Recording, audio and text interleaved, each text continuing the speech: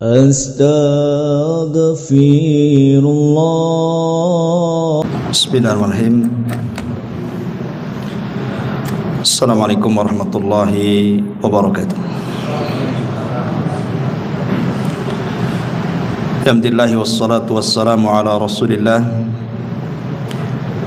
wa ala alihi wa sahbihi wa mawalah wa la hawla wa la quwata illa billahi wa ba'du.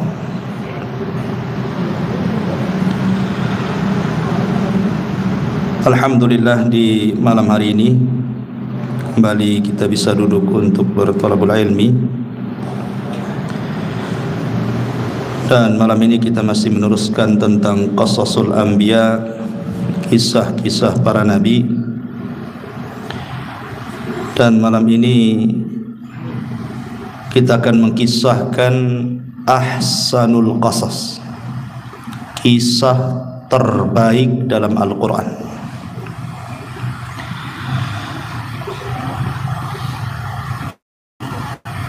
Apa kisah terbaik dalam Al-Quran ini? Yang Allah subhanahu wa ta'ala firmankan, nahnu naqussu alaika ahsanal qasasi bima auhayna ilaika hadzal Quran. Kami akan menceritakan kepadamu ya Muhammad kisah yang paling baik yang dengannya diwahyukan Al-Quran kepadamu. Sebagian para ulama berselisih pendapat apa yang dimaksud ahsanul qasas di sini, kisah terbaik dalam Al-Quran di sini. Ada yang mengatakan bahwa kisah terbaik adalah kisatu Adam, kisahnya Nabi Adam. Ada yang mengatakan bahwa kisah terbaik adalah kisahnya Nabi Ibrahim, karena Nabi Ibrahim itu Abul Anbiya, bapaknya para nabi. Ada yang mengatakan bahwa kisah terbaik adalah kisah Nabi Musa, karena hampir sebagian besar Al-Quran menceritakan tentang kisah Nabi Musa. Dan ada yang mengatakan bahwa kisah terbaik adalah kisahnya Nabi Yusuf. Inilah yang kita akan kisahkan di malam hari ini, kisah Nabi Yusuf, kisah terbaik di dalam Al-Quranul Karim. Walaupun kita tahu bahwa di antara nabi-nabi ini ada sisi-sisi yang tidak ada pada nabi yang lain dalam kisahnya. Terkadang satu nabi dengan nabi yang lain ini ada sisi kemiripan dan kesamaan kisahnya. Contoh umpamanya kisah Nabi Musa dengan kisah Nabi Yusuf. Nabi Musa alaihi salatu wassalam tinggal di mana? Tinggal di istana Fir'aun. Dan Nabi Yusuf juga sama, tinggal di istananya seorang pembesar Mesir yang bernama Al-Aziz. Kemudian juga yang memasukkan Nabi Musa ke istana siapa? Istrinya Fir'aun, Asiyah bintu Muzahim. Dia yang memasukkan bayi itu ke istana Fir'aun, kemudian besar dan diangkat jadi anak. Begitu juga Nabi Yusuf, yang menjadikan Nabi Yusuf kemudian dibeli, kemudian dirawat di rumah Al-Aziz adalah karena Al-Aziz ingin membahagiakan istrinya. Karena dalam riwayat Israiliyat, Al-Aziz ini lemah syahwatnya sehingga tidak punya keturunan. Makanya untuk membahagiakan istrinya dibelilah Yusuf dari pasar budak. Maka jadilah Yusuf menjadi anak angkat daripada Al-Aziz. Kemudian kemiripan keduanya, ketiganya adalah Musa alaihi salatu wassalam kehilangan ibunya, berpisah dengan ibunya karena diambil oleh istri Fir'aun di saat tahun ketika itu banyak pembunuhan anak-anak Bani Israel. sehingga ibunya tidak berani mengambil, takut dibunuh bayinya. Dan Nabi Yusuf pun terhindarkan atau jauh dari orang tuanya Yakub, karena setelah dimasukkan ke sumur diambil oleh para pedagang, kemudian dijauhkan dari Yakub bahkan sampai ke Mesir. Kemudian juga kemiripannya Musa ketika masih kecil mau dibunuh oleh Firaun, tapi diselamatkan oleh Asia bintu Muzahim sehingga tidak terjadi pembunuhan. Kemudian Nabi Yusuf pun sama-sama mau dibunuh juga sama sebagian saudaranya, tapi kemudian dicegah oleh sebagian yang lainnya, jangan dibunuh, sebaiknya kita masukkan ke sumur saja. Jadi ada sisi-sisi kemiripan antara kisah Nabi Musa dengan kisah Nabi Yusuf alaihi salatu wassalam. Akan tetapi kenapa kemudian kisah Nabi Yusuf inilah yang kemudian dipilih oleh sebagian besar para ulama sebagai ahsanul qasas, kisah terbaik sepanjang zaman dalam Al-Quran? Karena kisah Nabi Yusuf itu nanti kita akan masuk ke dalam kisahnya, mencakup seluruh kehidupan manusia. Aspek-aspek kehidupan manusia masuk dalam kisah ini, baik bicara terjaganya, tertidurnya, kerajaannya, politiknya, kemudian hasadnya lagi, cerita hujan, cerita perkebunan, cerita penjara, cerita mimpi, macam-macam, cerita ekonomi, semua masuk dalam kisah Nabi Yusuf ini, lengkap dia. Sebab itulah kemudian Al-Quran mengatakan nahnu naqussu alaika ahsanal qasas, kami akan bacakan kepadamu ya Muhammad kisah terbaik dalam Al-Quran ini. Jadi malam ini kita akan mengkisahkan satu kisah terbaik dalam Al-Quran, kisatu Nabiullah Yusuf alaihi salatu wassalam. Kisah Nabi Yusuf alaihi salatu wassalam termasuk kisah-kisah yang awal yang turun kepada Nabi sallallahu alaihi wasallam. Makanya kalau kita lihat ada juga kemiripan antara Nabi Yusuf alaihi salatu wassalam kisahnya dengan perjalanan hidup Nabi sallallahu alaihi wasallam. Sebab itulah maka Rasul dipertemukan langsung dengan Nabi Yusuf pada peristiwa Mi'raj. Salah satu Nabi yang ditemui Rasul dalam peristiwa Mi'raj itu Nabi Yusuf. Dan Nabi SAW melihat rupa dan ketampanan Nabi Yusuf alaihi salatu wassalam, sampai diceritakan kepada para sahabatnya bahwa Yusuf itu utiya syatru al-jamal, diberikan separuh ketampanan Adam alaihi salatu wassalam.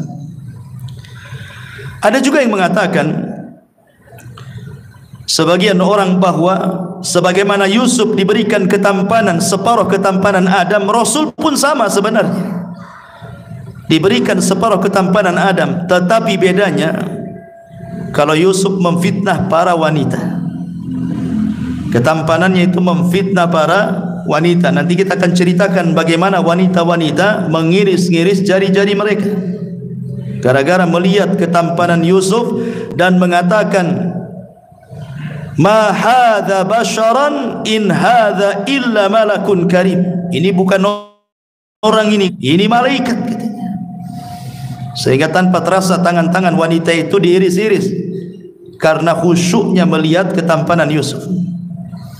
Karena kalau orang khusyuk itu biasanya melupakan segalanya.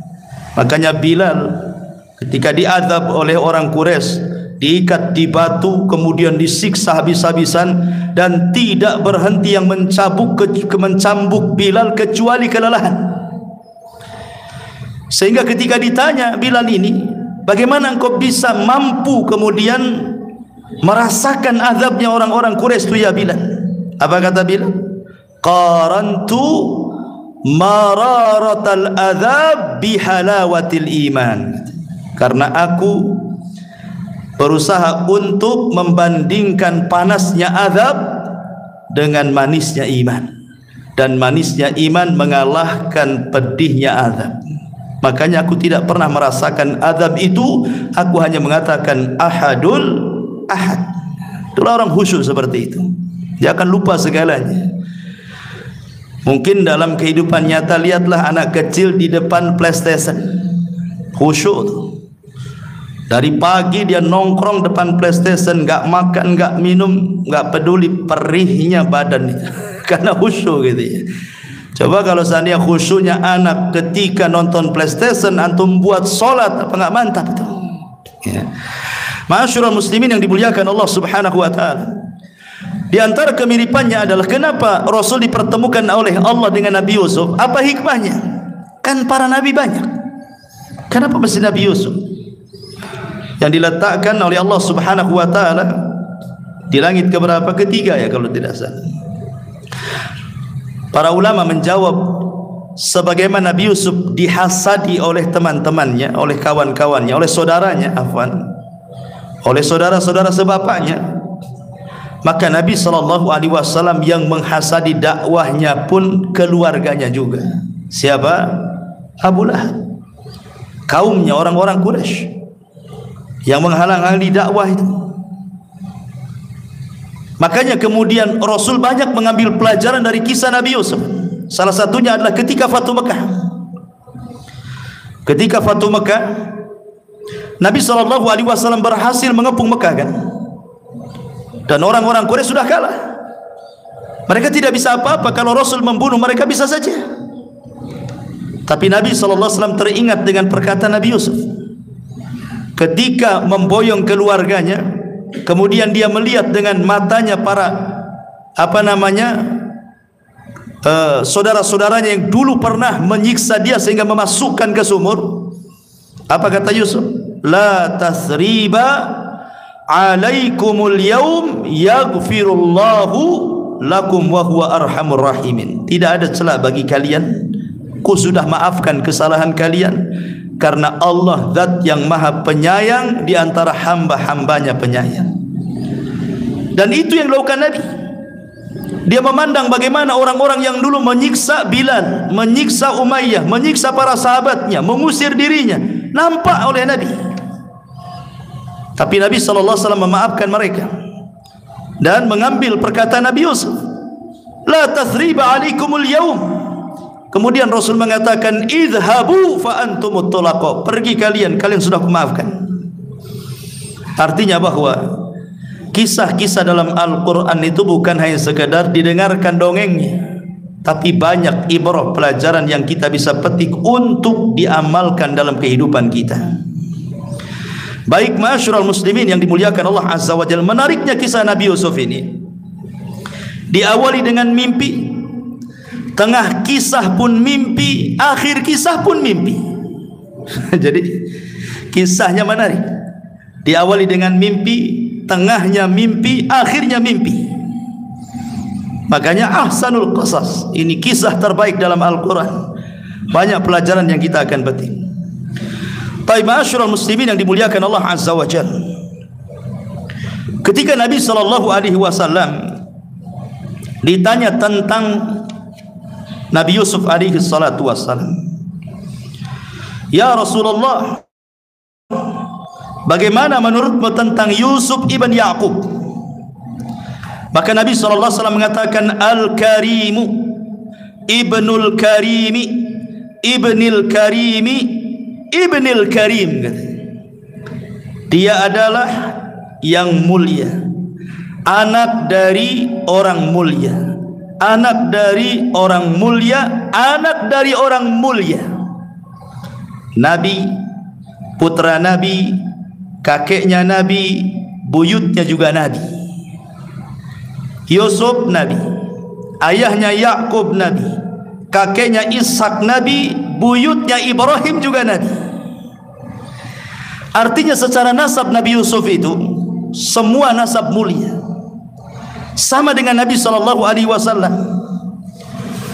Nabi SAW bersabda, Innallaha astafa Kinanatan min waladi Ismail, wastafa Quraisyan min bani Kinanah, wastafa bani Hashim min Quraisyin wastafani min bani Hashim fa ana sayyidu waladi bani Adam wala fakhr. Allah Subhanahu wa taala memilih Kinanah adalah turunan terbaik dari keturunan Ismail, dan Allah memilih Quraisy adalah turunan terbaik dari Kinanah, dan Allah Subhanahu wa taala memilih Bani Hashim dari kabilah Quraisy, dan Allah memilih aku menjadi terbaik dari Bani Hashim, dan aku adalah pemimpin para nabi, pemimpin manusia pada hari kiamat, dan aku tidak sombong, kata Rasul. Artinya secara nasab baik Yusuf ataupun Rasul sama memiliki nasab mulia.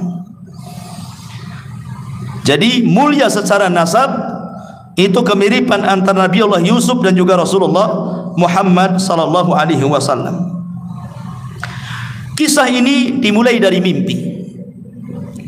Allah Subhanahu wa taala berfirman dalam surah Yusuf ayat keempat, "Idz qala Yusuf li abi ya abati inni ra'aitu ahada asyara kawkaban wasyamsa wal qamara ra'aituhum li sajidin." Qala ya bunayya la taqsus ru'yaka ala ikhwatika fayakidhu laka kaida inna syaitana lil insani aduwwum mubin. Ingatlah ketika Yusuf berkata kepada ayahnya Yakub, "Wahai anakku, sungguh aku bermimpi melihat 11 bintang, matahari, bulan, kulihat mereka semua sujud kepadaku." Ayahnya mengatakan, wahai anakku, janganlah engkau ceritakan mimpimu ya kepada saudara-saudaramu. Mereka akan membuat tipu daya untuk membinasakanmu. Sungguh setan itu musuhmu yang nyata bagi manusia. Di sini banyak faedah sekali.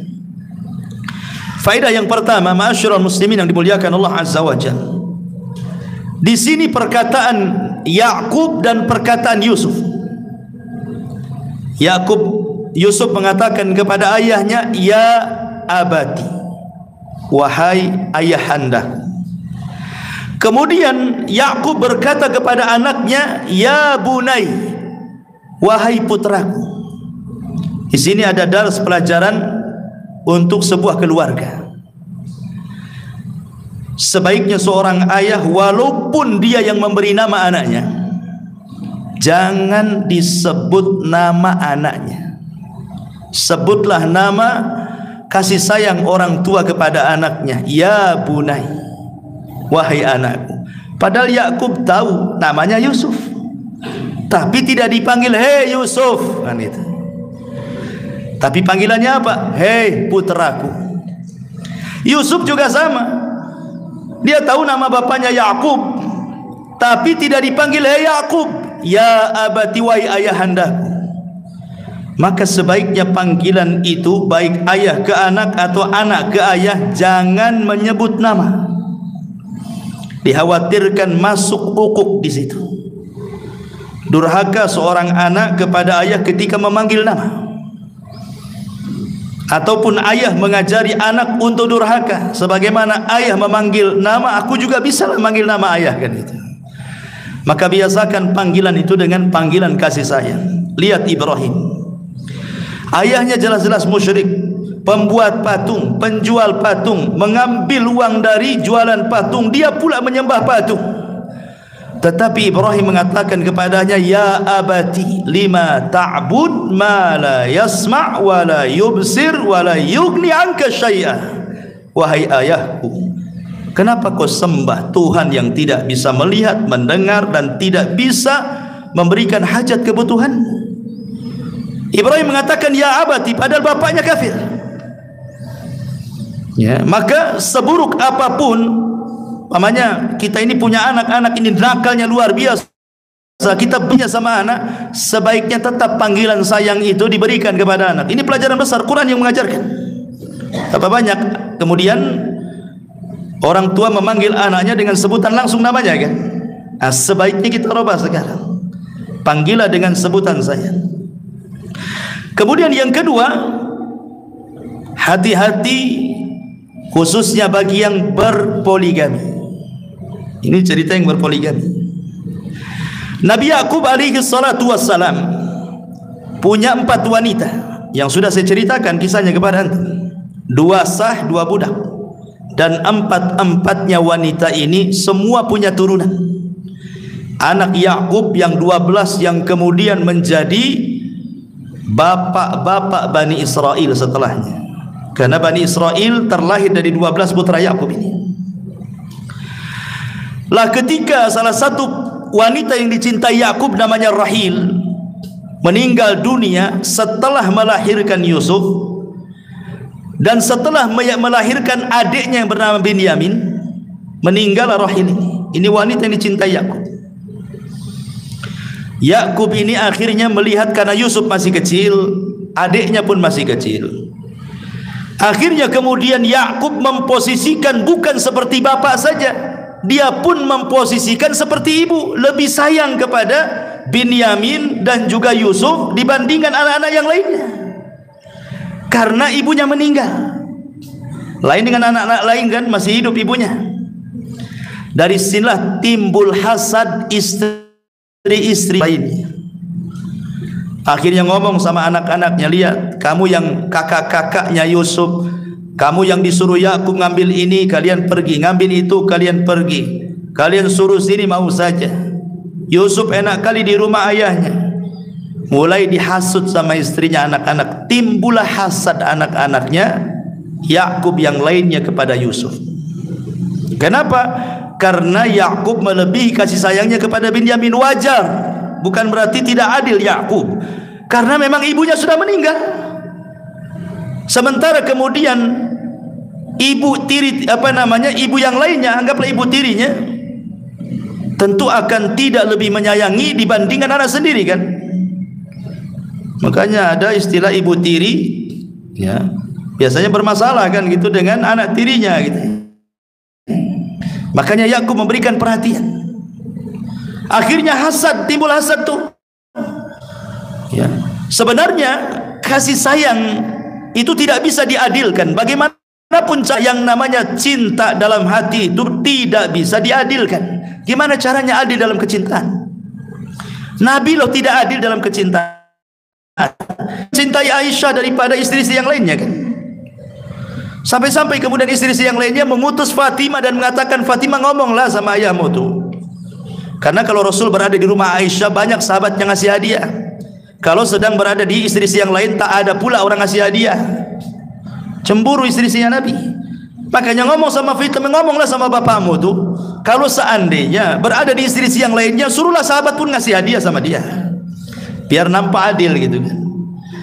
Maka dilaporkan oleh Fatimah, istrimu bukan satu wahai abah kan gitu.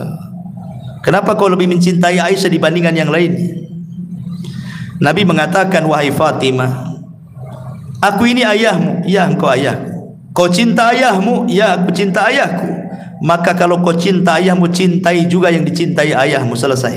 Ayahmu hanya cinta Aisyah, mau apa? Akhirnya diam saja Fatimah. Kemudian Rasul berikan alasan, ingin tahu alasannya. Karena di kamar Aisyah inilah Jibril turun dan tidak pernah turun di kamar-kamar yang lainnya. Makanya aku cinta dengan Aisyah. Itu jawabannya. Ya. Artinya Rasul tidak bisa membagi kecinta kan? Maka Yakub juga sama membagi kecintaan. Karena kalau kita punya anak 10, tidak semuanya kita cintai rata kan? Ada yang nyebelin, ada yang jengkelin, ada yang pintar akhirnya kita suka, ada yang suka sekali karena dia soleh, macam-macam orang itu. Sama anak itu kan beda-beda kan itu. Soal kecintaan tidak bisa diadilkan. Maka Yakub pun sama, tapi ini membuat hasad istri-istrinya, ngomong pula kepada anak-anaknya. Lihat pengaruh istri yang jahat. Pengaruh istri yang jahat itu mudah mempengaruhi segalanya. Antum kalau kebetulan punya istri yang kurang berakhlak, habislah antum. Ya, bang, tetangga sebelah bermasalah. Ya, pertama sudah sabar. Besoknya ngomong lagi, bermasalah bang, sabar. Hasil hari-hari masalahnya apa, ngomong. Biar saya datang ke rumah, kepancing lama-lama. Ya kan. Istri ini kalau terus kasih pengaruh lama-lama kepancing orang tuh. Ya, itulah kalau jelek akhlaknya. Kenapa? Karena istri itu lebih mengikuti perasaan. Kalau antum kan pakai akal, masih lama gitu ngomongnya, berpikirnya itu lama. Kalau istri tidak, perasaan itu jangan disulut. Dia model gas 5 gram dikasih korek tuh langsung meledak tuh. Tuh perasaan tuh seperti itu, nggak senang sedikit tuh langsung dikemukakan. Itulah perempuan seperti itu. Lah inilah yang kemudian menjadi hasad. Anak-anaknya tertanam hasad, akhirnya mau berbuat jahat sama Yusuf. Dan Yakub tahu. Makanya Yakub mengatakan, la taqsus ru'yaka ala ikhwatik. Tolong ya anakku, jangan ceritakan mimpimu kepada saudaramu. Kenapa? Fayakidu laka kaidah. Nanti mereka buat makar kepadamu, boleh jadi mereka akan membinasakanmu. Inna syaitan lil insani aduwwun mubin. Karena dibalik itu adalah syaitan, dan syaitan musuh yang nyata bagi manusia. Kalimat kaid, tipu daya, kalau datang dari teman yang baik, yang soleh, maka itu sebuah kebaikan. Tipu daya itu kalau dari teman yang baik, yang ikhlas, yang tulus, tipu daya itu membawa kebaikan. Tapi kalau tipu daya itu datang dari orang jahat yang hasad, bahaya, bisa membinasakan. Saya contohkan dua-duanya. Umpamanya kita tahu bahwa teman ini bermasalah, pokoknya masalah akhlaknya, masalah sikapnya. Akhirnya saya dan antum bagaimana caranya memperbaiki dia? Kita buat siasat. Ayolah kita buatlah siasat, supaya dengan siasat kita itu kita kasih pelajaran dia supaya baik gitu. Ini tipu daya juga siasat kan? Tapi kan tujuannya memperbaiki dia. Makanya tipu daya itu kalau datang dari teman yang baik, yang ikhlas, itu mendatangkan kebaikan. Tapi kalau seandainya tipu daya itu datang dari orang jahat dan hasad, membahayakan. Inilah yang kemudian kita suruh berlindung dalam Al-Quran. Qul a'udzu birabbil falaq min syarri ma khalaq wa min syarri ghasikin idza waqab wa min syarri naffatsati fil 'uqad wa min syarri hasidin idza hasad. Dari keburukan orang hasad apabila dia hasad. Karena orang hasad kalau sudah buat makar sama antum, habis antum. Makanya Nabi Yakub memberitahu nih Yusuf, jangan sampai mereka tahu, sebab kalau tahu fayakidula kaida, mereka buat makar kepadamu, bisa membinasakan kamu. Ya. Ma'asyiral muslimin yang dimuliakan Allah Azza wa Jalla, ya namanya Yusuf masih anak-anak. Boleh jadi kemudian bercerita, kemudian saudara-saudaranya dengar, makin hasad mereka, sehingga merencanakan untuk mencelakakan Nabi Yusuf alaihi salatu wassalam. Ma'asyiral muslimin yang dimuliakan Allah Subhanahu wa taala. Kemudian Allah Subhanahu wa taala mengatakan, "Idz qalu li Yusuf wa akhuhu ahabbu ila abina minna wa nahnu usbah inna abana la fi dhalalin mubin." Ketika mereka berkata, saudara-saudara Yusuf itu selain Benyamin tentunya, sesungguhnya Yusuf dan saudaranya Benyamin lebih dicintai ayah kami daripada kami, padahal kami ini golongan yang kuat. Selama ini kami loh yang membantu ayah. Ayah suruh ini kami lakukan, ayah suruh itu kami lakukan, kami yang bekerja ya. Kok malah sayangnya kepada Yusuf dan Benyamin gitu ya. Sungguh ayah kita ini dalam kesesatan yang nyata. Lihat, kalau kita cerita tentang kelamnya bangsa Yahudi, hitam sejarahnya bangsa Yahudi. Yahudi itu tidak ada sejarah putih, semua hitam. Ya, sejarah Yahudi semua hitam, tidak ada yang putih. Sampai kepada buyut mereka. Siapa? Putra-putra Yakub. Inilah asal muasal orang-orang Yahudi ini. Lihat, terhadap bapaknya sendiri dibilang sesat. Masa Yakub ayahnya dibilang sesat? Ya. Jadi dari ujungnya saja itu sudah seperti itu, apalagi ke pangkalnya, ke bawah kan itu. Sehingga kisah-kisah Yahudi itu nggak ada yang enak kalau kita ceritakan, semua gelap gitu ya. Karena dari awal juga sudah seperti itu. Masa bapaknya disesat-sesatkan gitu ya. Mulailah kemudian mereka membuat makar. Apa makarnya? Yang 10 orang ini uqtulu Yusuf, bunuh saja Yusuf itu. Kemudian ini pendapat satu kelompok dari 10 orang itu. Kelompok yang lain, jangan dibunuh. Awit rahuhu ardan, sebaiknya kita lempar saja ke hutan. Nanti kan dimakan serigala juga di sana.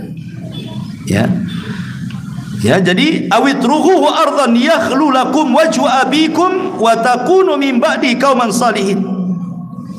Bunuhlah Yusuf atau buanglah dia ke sebuah tempat agar perhatian ayah tertumpah kepadamu dan setelah itu kamu menjadi orang-orang yang baik. Subhanallah. Ya. Ini saudara-saudara Yusuf ini merencanakan kejahatan, habis berbuat jahat mau tobat. Ceritanya begitu. Lihat bahasanya kan. Yakhlu lakum wajhu abikum wa takunu min ba'di qauman salihin. Nanti kalau sudah kita berbuat jahat katanya, setelah kamu melakukan kejahatan, nanti kita jadi orang baik katanya. Ma'asyiral muslimin, tidak bisa. Tobat itu jangan direncanakan setelah melakukan kejahatan.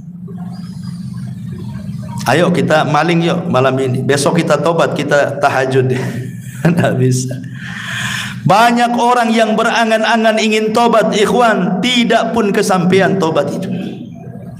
Ada orang mengatakan, kapan lu tobat? Nunggu haji Ustaz, habis haji tak tobat-tobat. Nunggu umroh, habis pulang umroh pun tak tobat-tobat. Tobat itu hidayah. Orang kalau sudah niat melakukan kejelekan, ini kan niat melakukan kejelekan, kemudian habis itu niat tobat pula kan, seolah itu akhir daripada keburukan mereka. Tidak bisa. Hidayah itu tidak mungkin dicapai dengan seperti itu. Kemudian Allah mengatakan, qala qailuhum minhum la taqtulu Yusuf wa alquhu fi ghayabatil jub yaltaqit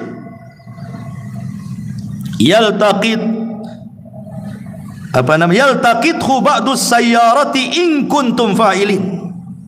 Kemudian sebagian lain mereka mengatakan, janganlah kalian membunuh Yusuf, tetapi masukkan sajalah dia ke dasar sumur agar dia dipungut oleh sebagian musafir jika kalian hendak berbuat. Berarti di sini saudara-saudara Yusuf yang 10 ini terbagi berapa kelompok? 3 kelompok. Satu kelompok mengatakan bantai saja, bunuh saja katanya. Yang lain mengatakan janganlah, terlalu sadis itu.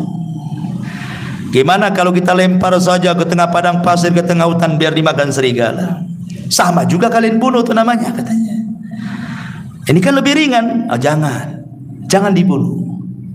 Kita cari sumur saja. Yang sumur itu biasa datang para musafir mengambil airnya, kita letakkan aja dalam sumur katanya.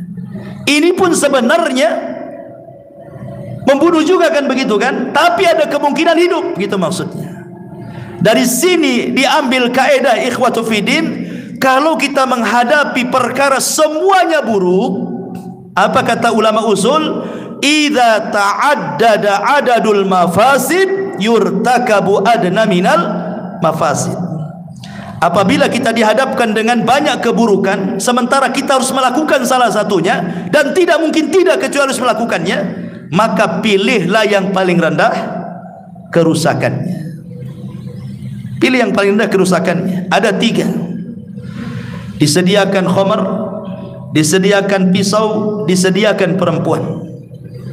Kemudian dikatakan kepada antum, bunuh wanita ini pisaunya. Atau kalau tidak bunuh, zinahi wanita ini. Atau kalau tidak, minum khamar. Kalaupun tidak, aku yang kau bunuh. Dihadapkan 3 perkara ini. Ya. Ada seorang wanita, ada minum, ada pisau. Kalau kau tidak melakukan 3-tiganya, kau kubunuh. 1, kau bunuh wanita ini. Kalau tak mau, zinahi wanita ini. Kalau tak mau, minum khamar ini. Kira-kira yang paling rendah yang mana?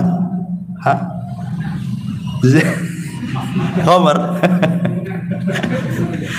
Ma'asyiral muslimin, ingat kisah tentang Harut Marut. Walaupun kisah ini kisah batil, karena kisah ini kisah Bani Israel kan itu. Kisah Bani Israel ini enggak benar kisah ini. Tapi masyhur diceritakan masalahnya.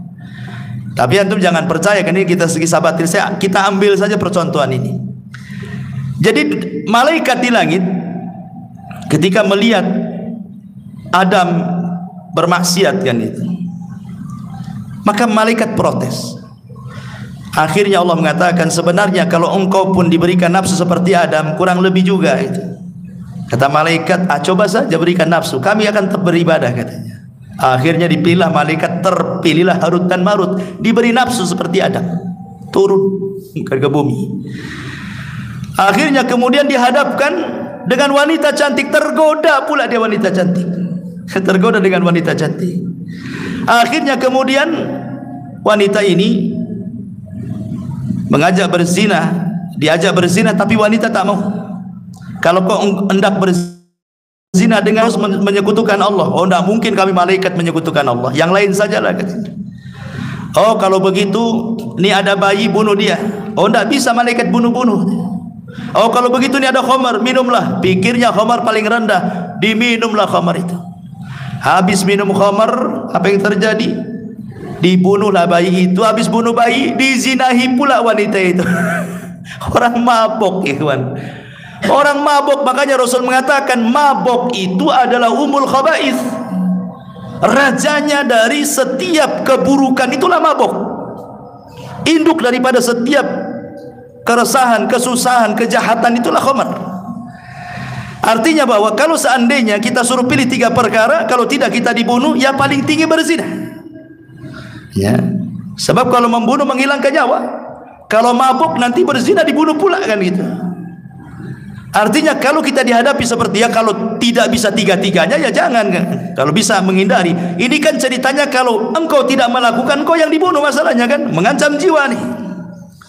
Nah, itulah ada kaidah dari kisah ini, bahwa apabila kita dihadapkan dengan 2 perkara madarat, maka ambillah yang paling ringan.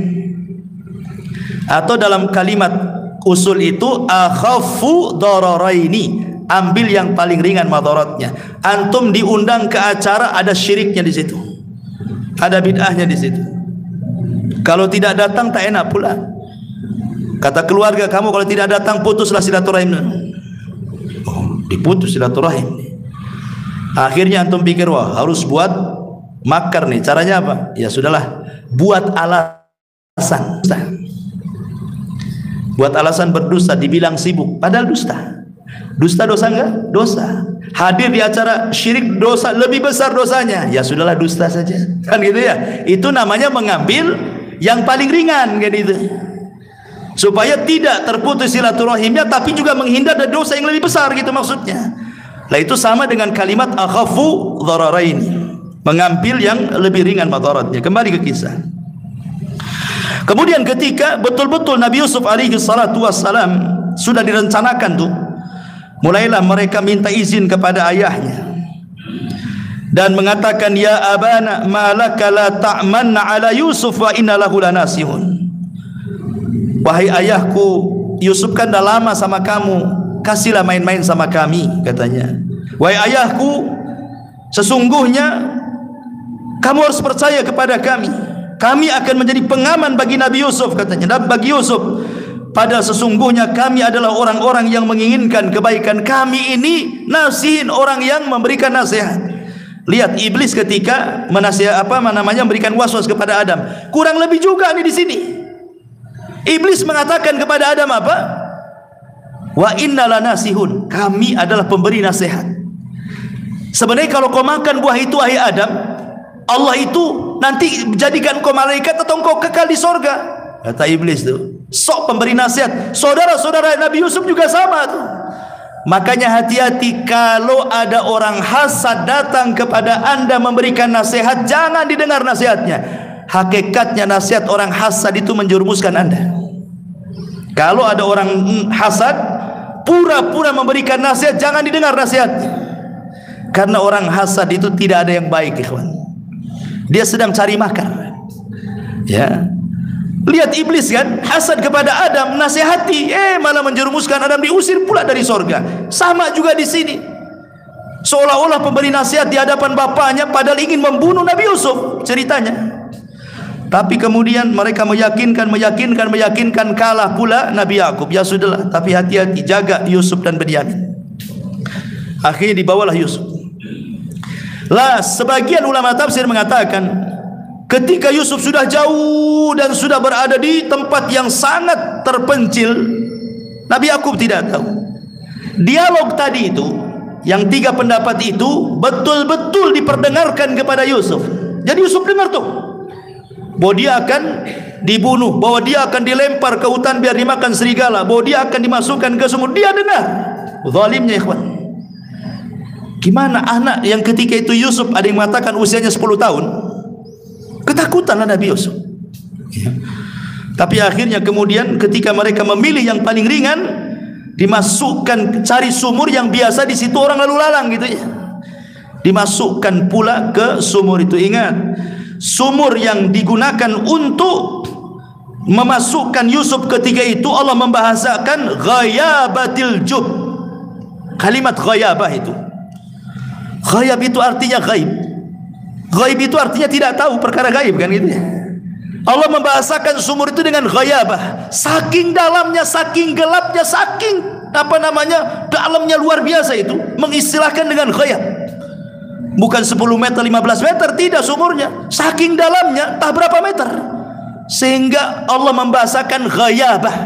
Gak kelihatan itu airnya itu. Saking gelapnya, Yusuf dicemplungkan di situ. Subhanallah. Saya pernah melihat di YouTube itu ada orang mati gali sumur gara-gara kehabisan oksigen. Sumurnya tidak jauh, nggak berapa belas meter saja. Ya, makanya kalau saya lihat di kampung-kampung, kalau orang gali sumur itu biasanya kalau sudah di bawah 7 meter galiannya itu dikasih kipas dari atas tuh. Ya, saya lihat tuh dikasih kipas tuh. Kenapa? Rupanya di dalam itu oksigen kurang, maka dikasih kipas dari atas tuh. Coba Nabi Yusuf di dalam situ, secara logika mati dia. Tapi subhanallah, Allah subhanahu wa ta'ala mengirim Jibril untuk menjaga Nabi Yusuf alaihi salatu wassalam. Bahkan Jibril kemudian menceritakan kehidupan Nabi Yusuf dari awal sampai akhir, bahwa engkau akan begini, engkau akan begitu, engkau akan begini, engkau akan, sampai akhir, sampai wafatnya diceritakan dalam sumur itu. Jibril datang, tenang wahai Nabi Yusuf, nanti sebentar lagi akan ada orang yang akan ngambil kamu, nanti sebentar lagi kamu akan dibawa ke Mesir, sampai di Mesir kau akan dibeli oleh seseorang yang agung, kau akan tinggal seperti ini. Suruh sampai cerita sampai terakhir Yusuf. Jibril sudah memberikan gambaran kehidupannya. Disitulah yang membuat tenangnya Yusuf alaihi salatu wassalam. Ketika betul-betul setelah Jibril memberikan ketenangan, entah berapa hari Yusuf dalam sumur, kemudian datanglah para kafilah dagang itu.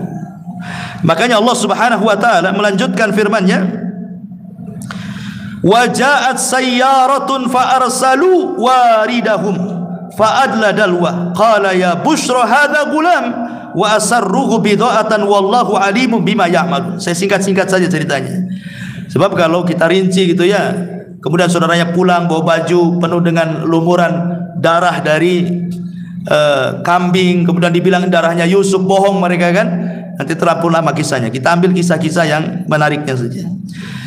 Dan datanglah ke sekelompok musafir, mereka menyuruh orang pengambil air, lalu dia menurunkan timbanya. Dia berkata, oh senangnya, ini ada anak kecil. Kemudian mereka menyembunyikannya sebagai barang dagangan, dan Allah maha mengetahui apa yang mereka kerjakan. Akhirnya kemudian Yusuf, bayangkan jahatnya orang-orang Arab ini, ya, mereka menjadikan orang merdeka jadi budak. Makanya kalau ada orang barat mencela orang Islam, lihat orang Islam itu masih cerita perbudakan pula katanya, karena cerita bab perbudakan itu kan masih dibahas dalam ilmu fikih, ya.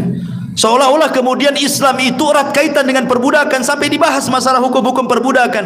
Kita katakan Islam itu justru yang menghapus perbudakan. Islam itu yang menghapus perbudakan. Karena kalau antum tahu, sebelum kedatangan Rasul di Mekah, orang-orang Mekah itu perniagaan yang paling menguntungkan adalah jual beli budak. Jadi komoditi yang banyak menghasilkan uang itu adalah jual beli budak. Itu tradisi jahiliyah.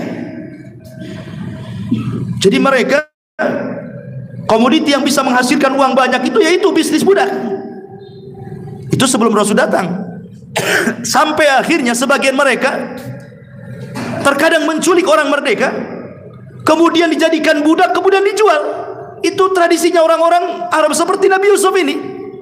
Ini kan orang merdeka, diculik jadi budak kan gitu ya. Jadi orang-orang itu terkadang seperti ada seorang sahabat, saya lupa namanya, diculik dia, kemudian dijual jadi budak, padahal dia bukan budak. Terkadang untuk memperbanyak budak itu, dia beli budak wanita banyak-banyak, 100 budak wanita, digauli sama dia, kemudian punya anak jadi dijadikan budak, dijual lagi tuh. Orang jahiliyah tuh. Datang Islam, maka sedikit-sedikit dikikiskan perbudakan itu. Lihat kafaroh dalam Islam itu rata-rata yang pertama apa? Merdekakan budak. Anda jima di bulan Ramadan, apa kafaroh pertamanya? Merdekakan budak. Baru setelah itu puasa 2 bulan berturut-turut kan itu ya. Baru setelah itu kasih makan 60 fakir miskin. Kafaroh zihar, memerdekakan budak. Ya. Kemudian Nabi SAW kalau mencontohkan pahala yang besar selalu dicontohkan dengan memerdekakan budak. Siapa yang mematahkan jimat di gelang jimat di tangan seseorang, maka pahalanya sama dengan memerdekakan budak, kata Rasul. Selalu. Ya, menunjukkan bahwa Islam itu justru menghapuskan perbudakan. Tidak benar kalau umpamanya Islam itu justru mengagung-agungkan perbudakan, tidak ada. Kemudian yang kedua, sekalipun Islam membahas perbudakan, jangan antum kira perbudakan itu seperti yang dilakukan oleh orang-orang barat seperti Romusa, enggak. Justru budak dalam Islam itu dianggap keluarga. Dianggap keluarga. Bahkan antum tahu ulama yang namanya, siapa namanya? Atha bin Abi Rabah. Afwan, bukan. Qatadah ibn Di'amah. Qatadah ibn Di'amah namanya.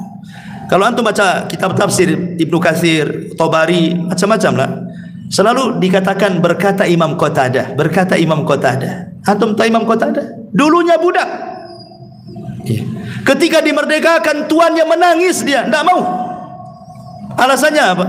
Sebab ada sebagian budak itu kalau dibebaskan, dia tidak bisa cari uang di luar. Dia tidak bisa cari kerjaan, mungkin karena dia sakit, dia cacat, dia apa, sehingga dia perlu ada orang yang memberinya. Lah, itulah yang terjadi dengan Qatadah. Qatadah ini dia cacat, kakinya pincang, tangannya stroke, matanya buta. Sama majikannya dimerdekakan, nangis dia ke ibunya. Kata ibunya juga budak. Kata ibunya, kalau engkau ingin jadi mulia, sebaiknya kau tinggal di masjid. Ketika itu masjid itu penuh dengan ulama. Jadi Qatadah tinggal di masjid itu. Bayangkan dia buta, tangannya tidak bisa digerakkan. Ya, jadi dia thalabul ilminya dengan tidak bisa menulis, dia hanya bisa baca saja, mendengar saja. Jadi setiap fatwa para ulama didengar, dihafal, didengar, dihafal. Akhirnya ketika mati semua ulama satu masjid itu, satu dunia mencari Qatadah, minta fatwanya. Dia dulunya budak tuh. Jadi demikian Islam itu memuliakan budak. Makanya sebelum wafat saja, apa nasihat Rasul? As-salatu wa ma malakat aimanukum. Jaga solat, jaga hamba sahaya kalian. Sampai begitu Rasul. Sebelum wafat lo sempat meminta supaya dijaga hamba sahaya itu. Lihat orang-orang ini menjadikan Nabi Yusuf orang merdeka, dijual pula. Tetapi ketika sampai di Mesir, masuk dalam pasar budak, rupanya datanglah siapa? Imra'atu Aziz, suaminya Aziz dan juga istrinya. Yang ketiga itu kebetulan tidak punya anak, ingin mencari anak-anak budak untuk dijadikan anak gitu ya. Subhanallah. Nabi Yusuf ini padahal ganteng, lucu, dijual murah pula. Makanya Allah mengatakan, wa syarawhu bi thamanin bakhsin darahima ma'dudah wa kanu fihi minaz zahidin. Dan mereka menjual Yusuf dengan harga rendah, murah, yaitu beberapa dirham saja, bukan dinar, dirham, lebih rendah dibandingkan dinar. Sebab mereka tidak tertarik kepada Yusuf. Itu kan mereka nemu saja, yang penting dijual lah kan itu. Tiba-tiba kemudian setelah dijual kepada Imra'atu Aziz, maka Yusuf pun kemudian dibawa ke istana. Subhanallah. Ketika kemudian betul-betul dibeli, rupanya istrinya Aziz suka dengan Nabi Yusuf. Ya, maksudnya suka dan memuliakan Nabi Yusuf. Itu Nabi Yusuf ketika awal dibeli itu usianya 10 tahun. Bahkan dikatakan oleh suaminya, akrimi maswah, tolong muliakan anak ini. Makanya Yusuf akhirnya dimuliakan dalam keluarga itu, sampai dibuatkan kamar paling atas sendiri, dikasih peralatan semua, pokok betul-betul dijadikan anak angkat dalam sebuah istana. Di sini ada kaidah ikhwan. Apa kaidahnya? Allah mengatakan wa asa an takrahu syai'an wa huwa khairu lakum. Ingat, terkadang sesuatu yang kan banyak tuh perkara-perkara yang kita tidak suka, seperti musibah. Siapa yang suka musibah coba? Nggak ada orang yang suka musibah. Rupanya musibah itulah yang merubah kehidupan kita kan. Betapa banyak orang yang tobat setelah musibah, orang sadar setelah musibah. Berapa banyak orang yang masuk penjara keluar hafal Quran. Rupanya ada perkara-perkara yang kita benci, itu pula kebaikan bagi kita. Maka Yusuf pun kemudian besar di istana Aziz. Masalahnya kemudian Nabi Yusuf itu kan besar, makin besar nampaklah ketampanannya, nampaklah akhlaknya, kelembutannya. Tertarik pula lah istrinya Aziz ini kepada Yusuf. Ada yang mengatakan namanya Zulaiha. Zulaiha ini tertarik kepada Nabi Yusuf. Kenapa tertarik? Dalam kisah Israiliyat, karena suaminya Al-Aziz itu disebutkan Inin. Tahu Inin? Bahasa Arabnya Inin, bahasa kitanya impoten. Bahasa Arabnya Inin gitu. Jadi syahwatnya hilang. Macam mana dia melampiaskan syahwatnya kan? Sebab itulah dia tertarik dengan Nabi Yusuf. Sudah suaminya enggak memuaskan dia, Yusuf pula ganteng pula kan gitu. Gimana lagi enggak tertarik? Ya. Kemudian berada di rumahnya. Disinilah terjadi makar. Terjadi kisah rawadathu wa rawadathu allati huwa fi baitiha an nafsi wa ghulliqatil abwab wa qalat haylat haytalak qala ma'adallah innahu rabbi ahsana mathwaya innahu la yuflihu dhalimun. Dan perempuan yang dia Yusuf tinggal di rumahnya menggoda dirinya, dan dia menutup pintu-pintu lalu berkata, kemarilah mendekat kepadaku. Yusuf berkata, aku berlindung kepada Allah, sungguh Tuanku telah memperlakukan aku dengan baik. Sesungguhnya orang yang zalim itu tidak akan beruntung. Kemudian walaqad hammat bihi wa hamma biha, dan sungguh perempuan itu telah berkehendak ingin berzina dengan Yusuf, dan Yusuf pun dalam hati kecilnya berkehendak, laula an ra'a burhana rabbi, kalau sekiranya Yusuf tidak melihat tanda kuasa Allah, kadzalika nasrifu anhu su, demikianlah kami palingkan darinya keburukan, wal fahsya, dan kekejian, min ibadinal mukhlasin, dari hamba-hambaku yang terpilih. Subhanallah ikhwan.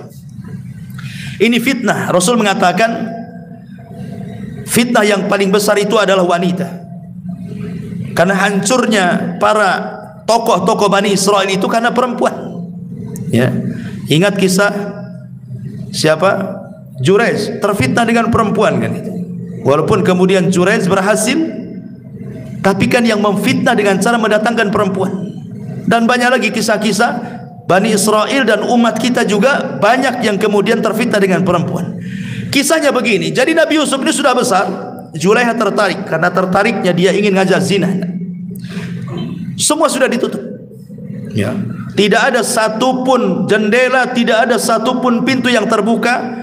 Kemudian ada yang mengatakan Zulaiha itu sudah membuka auratnya, kemudian mengajak berzina Nabi Yusuf.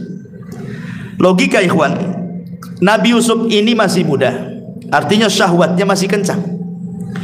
Yang kedua, Nabi Yusuf seorang musafir. Walaupun dia buat jahat, nggak tahu tuh orang kampung dia. Nabi Yusuf jauh dari keluarganya. Kalaupun dia berbuat jahat, tidak tahu keluarganya. Nabi Yusuf dihadapkan dengan wanita cantik. Nabi Yusuf tidak minta, wanita itu yang minta. Dia berada di lingkungan yang ditutup semuanya, tidak ada orang yang tahu. Kalau antum di posisi Nabi Yusuf, nggak perlu cerita rame-rame, selesailah antum. Bukan perempuan itu yang minta, antum yang minta. Kenapa? Karena memang namanya fitrah laki-laki suka dengan perempuan kan. Nabi Yusuf saja dikatakan wahammat bihi, dalam hatinya itu ada kepengen manusiawi, ya. Tetapi Allah katakan laula an ra'a burhana Rabbi. Apa maksud burhan di sini? Kalaulah bukan Allah menampakkan kekuasaannya, tentu Yusuf terjerumus kepada perbuatan yang buruk lagi keji itu. Ada yang mengatakan bahwa Yusuf dalam hatinya ketika punya keinginan tiba-tiba ingat Allah, nggak jadi dia.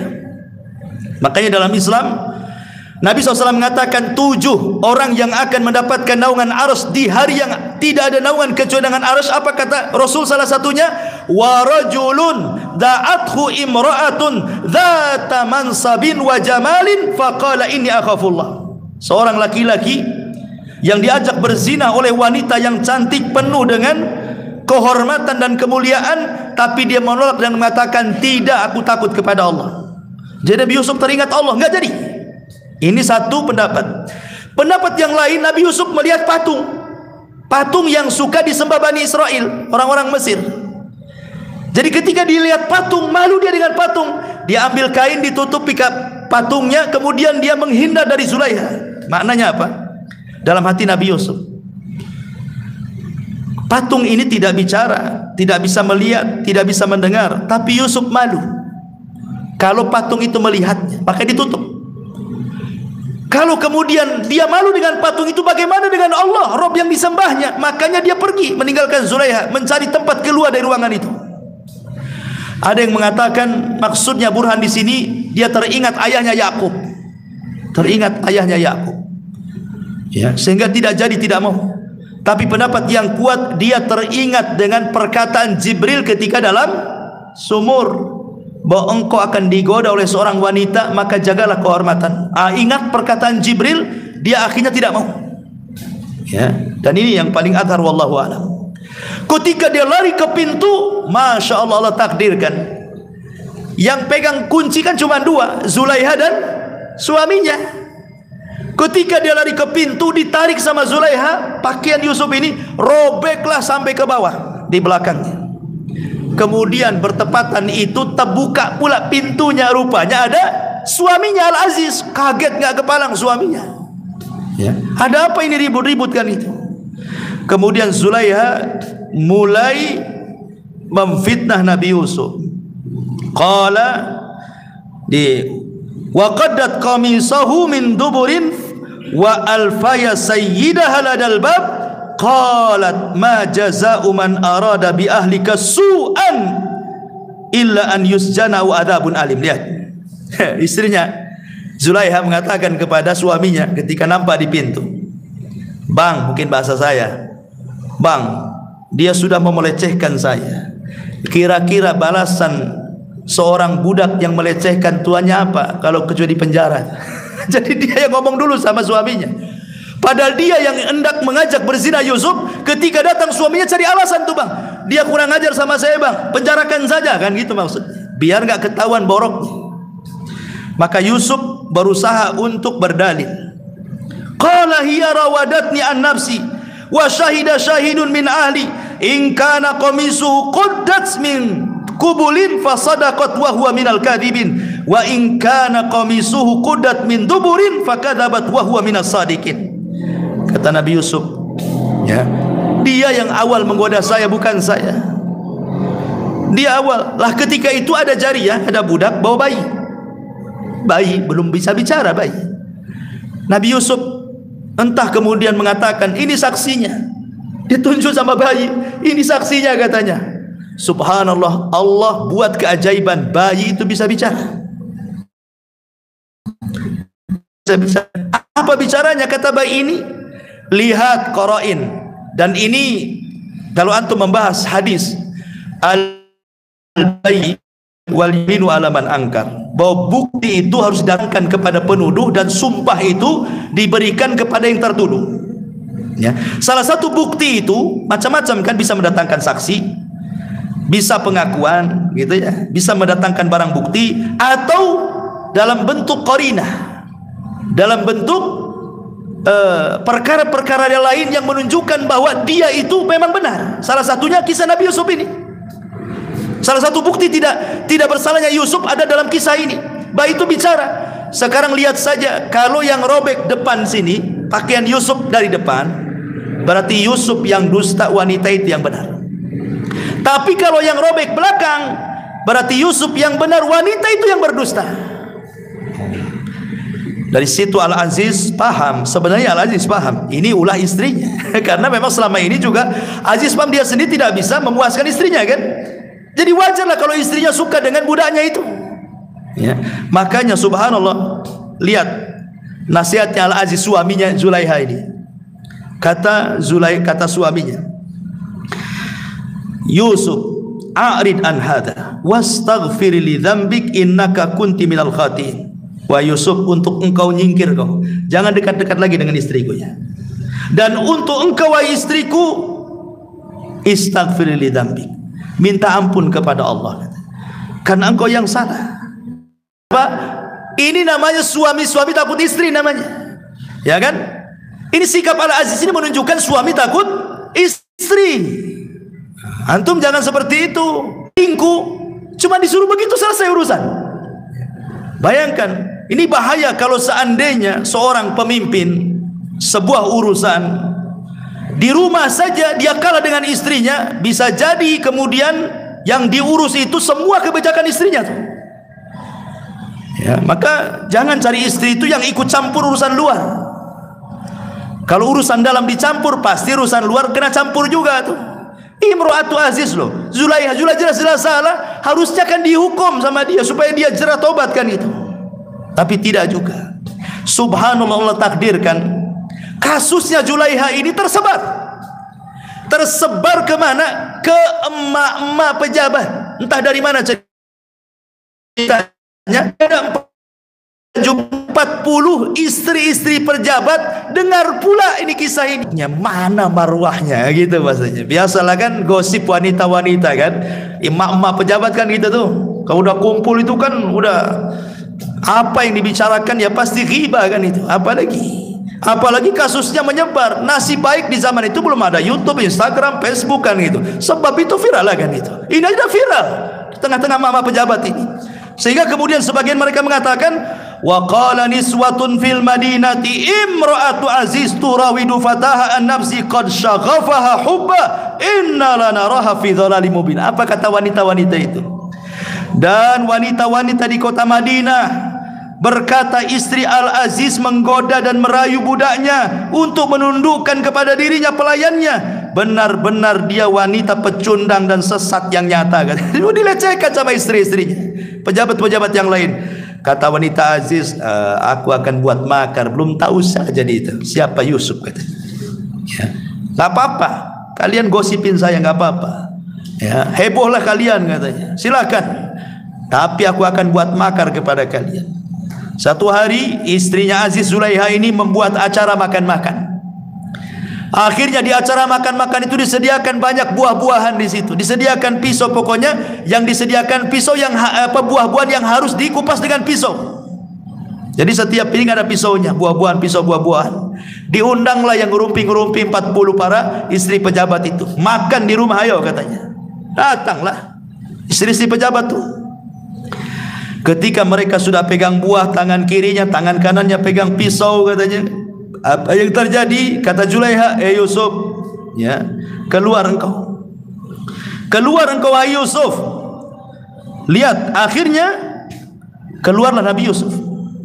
Ketika keluar, dijelaskan dalam Al-Quran, falamma sami'at bimakrihinna arsalat ilaihinna wa'tadat lahunna muttaqi'a wa atat kullu wahidin minhunna sikkina wa qalat ukhruj alaihinna falamma ra'aynahu akbarnahu wa qatta'na aydiyahunna wa qulna hasya lillah ma hadha basharan in hadha illa malakun karim. Perhatikan ayatnya, Yusuf 31. Maka ketika perempuan-perempuan itu mendengar cercaan mereka, diundanglah perempuan-perempuan itu, disediakan tempat duduk bagi mereka, dan masing-masing diberikan sebuah pisau untuk memotong buah-buahan. Kemudian dia berkata kepada Yusuf, keluarlah wahai Yusuf, tampakkan dirimu kepada mereka. Ketika perempuan itu melihatnya, mereka pun terpesona kepada Yusuf dan rupanya, dan mereka tanpa sadar memotong-motong jari-jari mereka seraya mengatakan, maha sempurna Allah, ini bukan manusia, ini malaikat yang mulia katanya. Kenapa? Istri-istri pejabat ini mau mengatakan ini bukan manusia, ini malaikat. Karena Nabi Yusuf itu ketika dipanggil Zulaiha, menurut ahli tafsir, dia sama sekali kan di sini berbaris ini 20 wanita, Yusuf suruh berjalan di tengah-tengah. Ya. Yusuf itu hanya menundukkan pandangan sambil memejamkan, kemudian berjalan. Tidak dilirik satu pun wanita di situ. Makanya mereka mengatakan ini bukan orang. Kalau orang pasti melirik, kami kan cantik semua. Cukuplah syairnya Imam Syafi'i yang menunjukkan kecantikan wanita Mesir itu. Tapi ini bukan malaikat, karena yang nggak punya syahwat itu kan malaikat kan. Kalau manusia kan punya syahwat, masa nggak ngelirik-lirik sedikit? Antum aja ada wanita cantik dilirik-lirik kan gitu ya. Nggak melirik langsung, tengok dari sepion motor. Kan gitu. Kita saja kegoda itu satu orang tuh. Ini 40 wanita anak-anak pejabat yang hari-hari bersolek sauna, ya jelas glowing lah mereka. Nggak ditampakkan, Yusuf duduk saja. Ini bukan orang, ini malaikat. Nggak ada sama sekali tergoda-tergodanya kan. Kemudian mereka saking melihat keindahan Nabi Yusuf, bahasa Arab Allah tidak katakan qata'ah, tetapi qata'ah, ada tasdidnya ya. Beda artinya. Kalau qata'ah sekali iris itu qata'ah, kalau qata'ah gini-gini ya. Jadi bimakna kasrah. Kalau qata'ah berarti mengiris-iris begini, tapi kalau qata'ah sekali saja selesai. Diiris-iris sampai darah bercucuran itu tidak terasa, saking terpesona tuh, khusyuknya tuh hilang rasa sakitnya karena terpesona dengan ketampanan Nabi Yusuf. Ini bukan orang, ini malaikat nih katanya. Baru kata Zulaiha, baru nyaho mungkin bahasa Sundanya kalian buat di belakang saya begini-begini, kalian sendiri seperti itu. Bayangkan. Akhirnya wanita-wanita pulang, otomatis suaminya nanya, kenapa jari-jarimu tuh diiris-iris kan? Apakah jadikan pembantu sama Zulaiha di dapur sehingga keiris pisau? Enggak katanya. Lah kenapa? Akhirnya cerita bahwa di rumah Zulaiha ada laki-laki tampan. Mulailah pejabat satunya cerita juga istrinya sama, jadinya kena gores. Akhirnya cerita semua pejabat-pejabat itu, ini bahaya nih. Masa istri kita semua jadi kayak gini katanya. Mulailah mereka membuat pasal karet untuk menjebloskan Yusuf ke penjara. Gimana caranya? Ini kan nggak salah. Ya caranya dibuat pasal karet lah kan gitu. Tangkap, adili, masukkan ke penjara kan itu. Zalim mereka itu. Yusuf tidak punya salah, mau dipenjarakan. Ya, sepakat mereka. Tapi sebagian mereka mengatakan kita bunuh saja tuh si Yusuf itu. Kurang ajar, masa mereka menggoda istri-istri kami katanya. Yang lain mengatakan jangan. Dia kan nggak punya dosa, salah apa dibunuh? Kita penjarakan saja. Sebab itu kemudian dibuatkan pasal, Nabi Yusuf pun kemudian dipenjara. Masyarul muslimin yang dimuliakan Allah Azza wa Jalla, sudah jam 9 ikhwan ya. Insyaallah kita lanjutkan sampai kisah di penjara. Minggu depan kita lanjutkan kisah ini. Sudah malam juga. Subhanakallahumma bihamdika asyhadu an la ilaha illa anta astaghfiruka wa atubu ilaik. Wallahu ta'ala. Assalamualaikum warahmatullahi wabarakatuh.